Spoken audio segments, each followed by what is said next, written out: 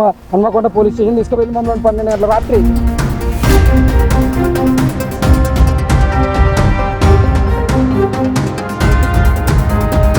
ఎందుకు తెలియదు direct net ఎక్కకుండా తీసుకొని వెళ్ళి మమ్మల్ని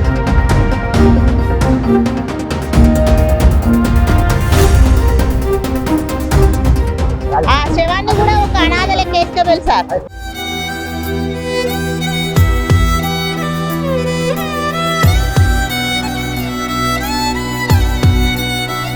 మస్తు ఘోరంగా కుక్కని బాదినట్టు బాధలు సార్.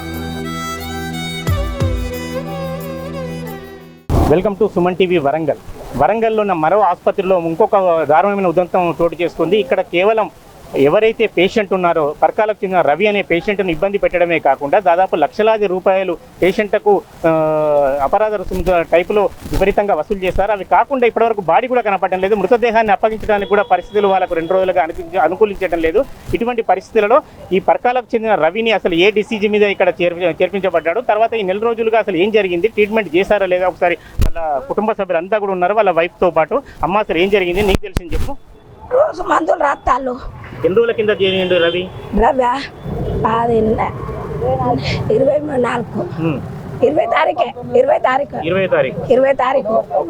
20 తారీఖు పోయిన నెల 20 తారీఖు వచ్చింది. పోయిన నెల అంటే ఫిబ్రవరి నెల. నువ్వు నాన్న మీరు అబ్బాయా? అబ్బాయి. వీళ్ళకు ఫిబ్రవరి 19వ తారీఖు ఆరోగ్యశ్రీ మీద అడ్మిషన్ అయినాము. గుండెకు 2 పైపులు బ్లాక్ అయినాయని చెప్పేసి దాని ద్వారా ఆరోగ్యశ్రీ వస్తుంది అన్నారు. ఆరోగ్యశ్రీ పోను 1 లక్ష కట్టాలన్నారు. సరతి అయినా 1 లక్ష అయినా కట్టినాము. ఈ విషయం బయట కూడా చెప్పొద్దు అన్నారు. సరతి అనేది చెప్పకుండా కూడా ఆరోగ్యశ్రీ మీద అని చెప్పేసి మాట్లాడుకున్నాక విత్ మెడిసిన్ కూడా ఇస్తారు. ఆరోగ్యశ్రీ స్టార్టింగ్ రాలేదన్నారు. అది అట్లా ఆపిల్ కొన్ని రోజులు మళ్ళీ తర్వాత ఆరోగ్యశ్రీ వచ్చిందన్నారు. వచ్చినాక మేడం ఏటో లండన్కి పోతుంది, మేడం వచ్చినాక చేస్తుందని డాక్టర్ స్వేచ్ఛ మేడం 24వ తారీఖు నాడు ఆరోగ్యశ్రీ అప్రూవ్ వస్తే మేడం 4వ తారీఖు నాడు ఆపరేషన్ చేసింది. ఆపరేషన్ చేసినాక మనిషిని నడిపించిళ్ళు, తినబెట్టిళ్ళు. మళ్ళీ 4-5 రోజుల తర్వాత ఆయాసం వస్తుందని చెప్పేసి మళ్ళీ ఓపెన్ చేసి చూడాలని చెప్పేసి మళ్ళీ రీఆపరేషన్ చేసింది. రీఆపరేషన్ చేసి వెంటిలేషన్ పెట్టి ఉంచింది. వెంటిలేషన్ ఉన్నాక కిడ్నీల మీద ఎఫెక్ట్ పడ్డది అన్నది. కిడ్నీ మీద ఎఫెక్ట్ పడ్డాక డయాలసిస్ చేసుకోవాలన్నది. డయాలసిస్ ఆరోగ్యశ్రీ మీద రాదన్నారు. దానికి 40,000 కట్టించుకున్నారు. అట్లా కూడా కట్టినాము. రోజు చేయాలని రోజు 40,000 కట్టంగా కూడా రోజు 3,500 డయాలసిస్ తీసుకుంటారు. విత్ మెడిసిన్ 20,000 రోజుకి 20,000 మెడిసిన్, 3,500 డయాలసిస్ ఫీజు, మెడిసిన్ 20,000 15,000 ఏ రోజు తగ్గకుండా తీసుకున్నారు. ఆరోగ్యశ్రీ నడుస్తా అంటే కూడా ఈ మెడిసిన్ స్టార్టింగ్ నుంచి విత్ మెడిసిన్ బ్లడ్ ప్లేట్లెన్స్ ప్రతి ఒక్కటి మాదే. ఆరోగ్యశ్రీ మీద మాకు వచ్చింది ఓన్లీ బెడ్ తప్పించి ఏం లేదు. ఇలా బెడ్ ఉన్న ఒక ఆపరేషన్ చేసి ప్రతి ఒక్క మెడిసిన్ మీద తీసుకున్నాం. ఇళ్ళకి వచ్చి 35 రోజులు.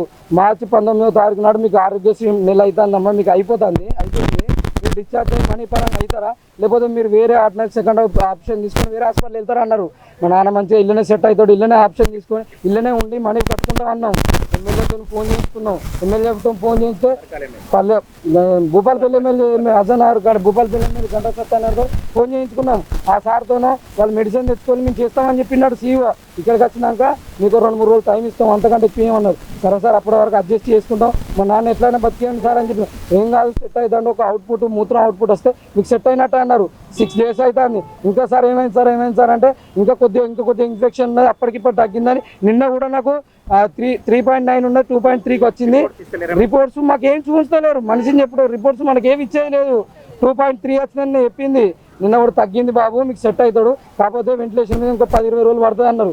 మరి 10-20 రోజులు అయితే మీరు రోజుకి 50,000 బిల్లు అంటారు. మాత్రం కాదు, మీ సెకండ్ ఆప్షన్ నిమ్స్ పట్టుకొని పోతాం, ఎల్ఓసి పెట్టుకొని అంటే సరే డిశ్చార్జ్ చేస్తామన్నారు. కేసీట్ పంపించిళ్ళు, డిశ్చార్జ్ బిల్లు వేసిళ్ళు.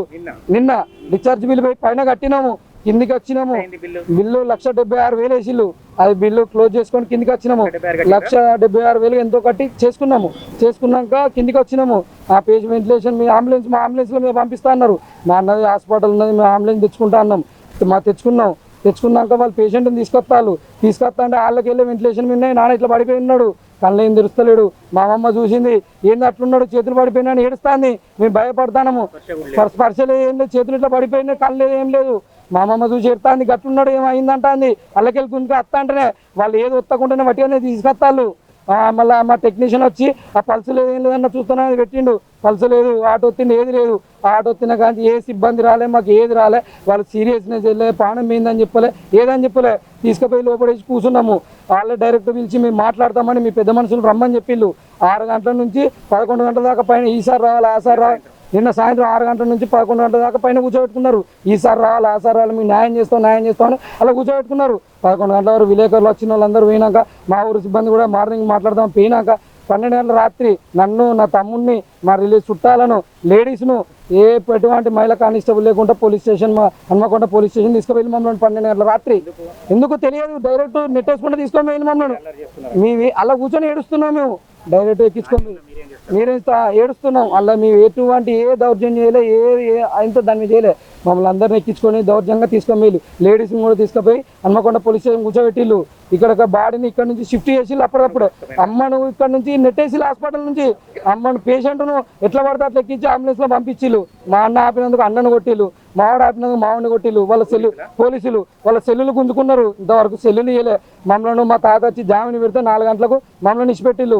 మా పేషెంట్ ఏడి, మా బాడీ ఏది, నేను పేషెంట్ అని సమ్మర్ రాసి ఇచ్చినావు నాకు. ఈ సమ్మర్ పరంగా పేషెంట్ నాకు అప్ప చెప్పాలి. నా న్యాయం ఏందా, పేషెంట్ అప్ప చెప్తే నేను ట్రీట్మెంట్ ఇచ్చుకుంటా. నాకు యాజమాన్యం ఎక్కడన్నా తెలియదు, మాకు ఏం చెప్పలే. యాజమాన్యాన్ని కలవకుండా వాళ్ళు బందోబస్తు చేస్తారు. వాళ్ళు వచ్చి మాకు యాజమాన్యం కానీ ఎవరు కానీ ఏది చెప్పలే. ఇప్పుడు బయటకు వచ్చే వరకు అది వచ్చింది మాకు ఏ స్టోక్ అని అక్కడ తెలుస్తాయి. వాళ్ళ టెక్నీషియన్ తీసుకొచ్చిండు, పానం లేదు ఏం లేని తీసుకొచ్చిళ్ళు, మాకు చెప్పలేదు. బయటికి పోయినాక వాళ్ళు చూసుకుంటా అనుకున్నారు కానీ మా టెక్నీషియన్ మా ఓడు కాబట్టి పల్స్ లేదని చెప్పిండు. ఇంతవరకు మాకు ఏం న్యాయం జరుగుతలేదు. మాకు మా పేషెంట్ కావాలి. మా పేషెంట్ పంపిస్తే మేము మా పేషెంట్ని తీసుకుపోయి మేము ట్రీట్మెంట్ చేయించుకుంటాము. మీరు అంతకు మంచి మాకు ఏ సీరియస్ అయిపోయి. మా పేరు రంజిత్ కుమారు. 35 రోజుల పాటు హాస్పిటల్లో ఉండి లక్షల వేలాది రూపాయలు ప్రతిరోజు బిల్లు వడ్డించి ఒక్కొక్క రోగాన్ని ప్రతిరోజు ఒక్కొక్క కొత్త రోగాన్ని పేరు పెట్టి చివరకు డయాలసిస్ వరకు తీసుకొచ్చి డయాలసిస్ అయిన తర్వాత 1,70,000 రూపాయలు దాదాపు కొద్ది స్థాయిలో కొంచెం తక్కువ చేస్తే దాదాపు 1,70,000 రూపాయలు కట్టించి డిశ్చార్జ్ అవుతున్న పరిస్థితులలో పేషెంట్లో చలనం లేదు. ఇది ఒక ఠాగూర్ సినిమా కాదు, 2-3 సినిమాలు కలగలిపారు ఆజరా హాస్పిటల్లో యాజమాన్యం అంతా కూడా.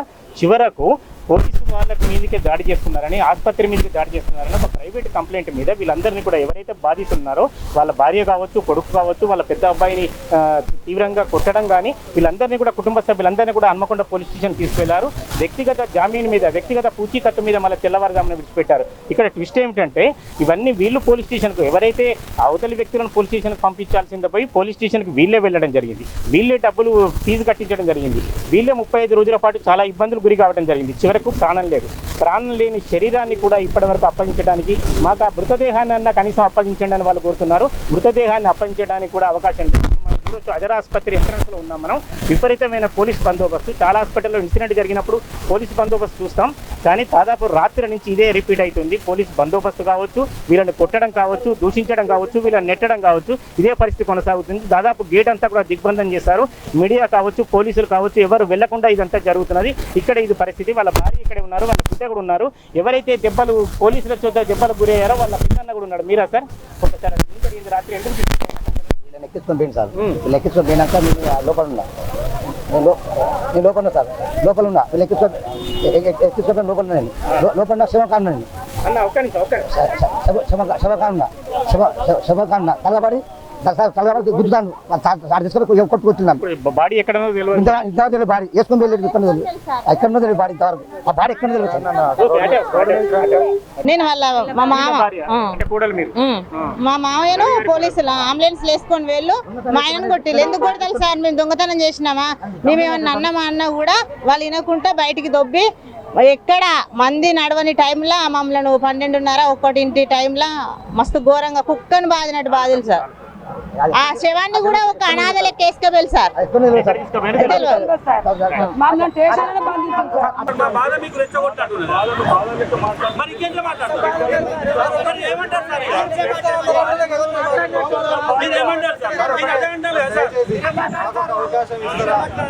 మాట్లాడము అంటే మేము చేస్తాం చట్టపరంగా.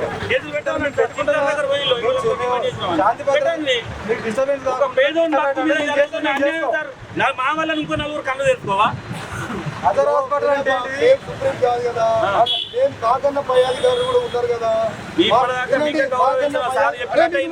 నమ్మకం లేదు. హన్మకొండ పోలీస్ స్టేషన్ తీసుకువెళ్ళి మమ్మల్ని 12 గంటల రాత్రి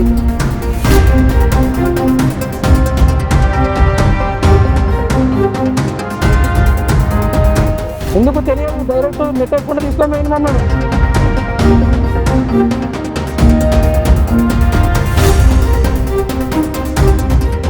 ఆ శవాన్ని కూడా ఒక అనాథ లెక్క వేసుకోవాలి సార్.